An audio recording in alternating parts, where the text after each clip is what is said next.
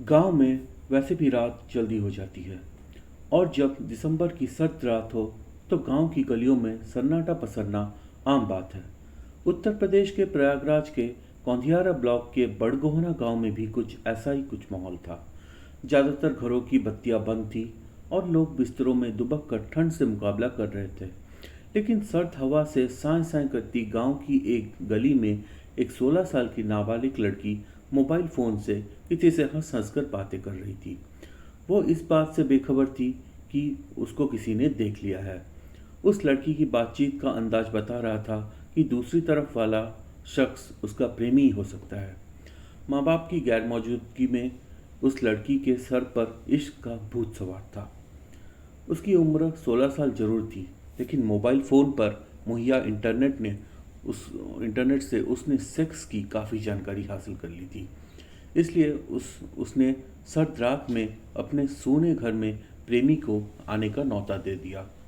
19 साल का प्रेमी शिव शंकर उर्फ छोटू तो ऐसे मौके की तलाश में था।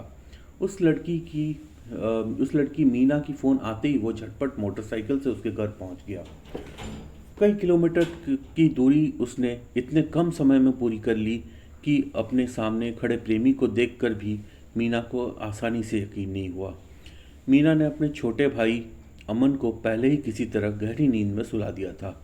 जवानी की दहलीज पर खड़े दोनों बहुत देर तक अपने को रोक नहीं पाए। इश्क के पैंगे बढ़ाते हुए उसमें इतना खो गए कि उनके होश ही नहीं रहा कि घर में कोई नहीं है।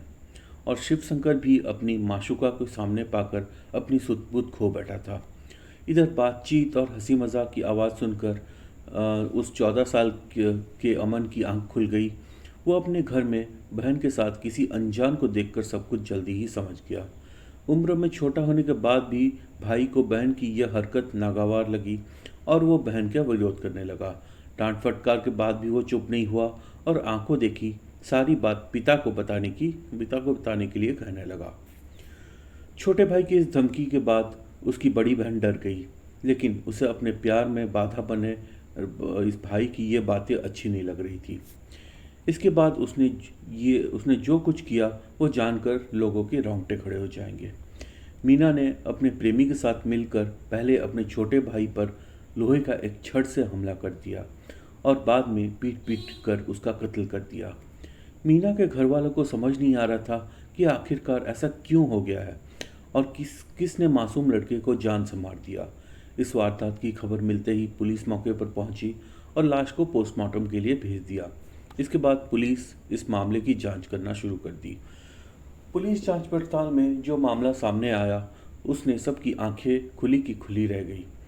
अमन के पिता गुलाब की खेती करते थे और वे अपनी पत्नी को लेकर अपने ससुराल गए हुए थे और रात पर वहीं पर रुक गए थे।